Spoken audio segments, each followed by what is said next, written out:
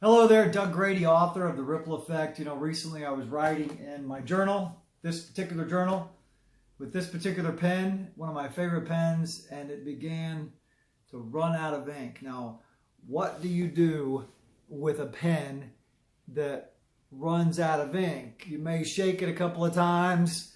When we were kids, we'd find a lighter or a match, we'd take a torch to it. And when that didn't work, man, we'd toss it and we'd just find another one. We tend to live in a disposable society. And when working with sales organizations through the years, some great, some not so great, I've found that this metaphor can be used in working with people. We look sometimes at our most valuable assets in leadership. We can look at them as replaceable, as expendable, as just easy to toss aside if they're not able to do the job they're called upon to do. Interestingly enough, a pen looks just fine until it's called upon to do its job and it doesn't have any ink in it. So, what do? There was actually a time in our lives, maybe our lives, but maybe some of you remember this, that pens were considered valuable. They were works of art. They were restored, they were handled properly, they were cleaned, they were revered even, and yes, they were refilled. So for those of us in leadership, I'd love this to be a check-in with you. How do you look at your people? Are they a bunch of disposable Bic pens that you can just replace anytime you like, or are they a Mont Blanc?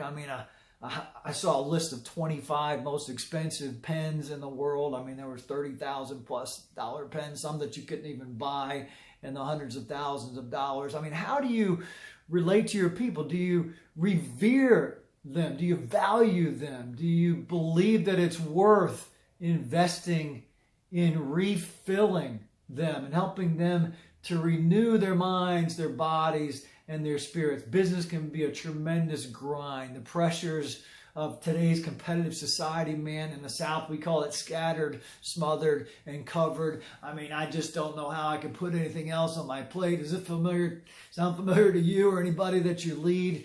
So let this be a check-in for you. If you're feeling burned out, what can you do to refill your pen? Can you take some time out for a nature walk or a simple pleasure in life, picking on a guitar or gardening or going to a cooking class?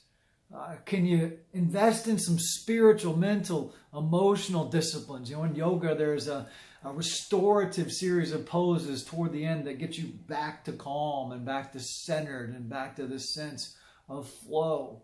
We need to consciously put these practices into our lives to refill our pen. And just as that caveat on the plane states, put your own mask on before helping others. For those of us in leadership, make sure that you are refilling your own pen. And then check in with your culture.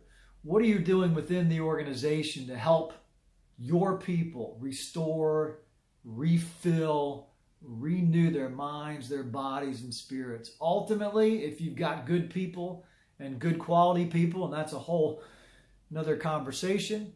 But if you're starting with good quality people, good quality pens, it's a lot more cost effective. It's a lot less expensive to refill and care for that pen than it is to toss it aside and replace it.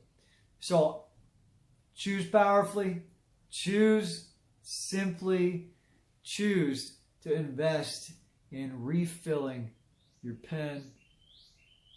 I'll see you next time.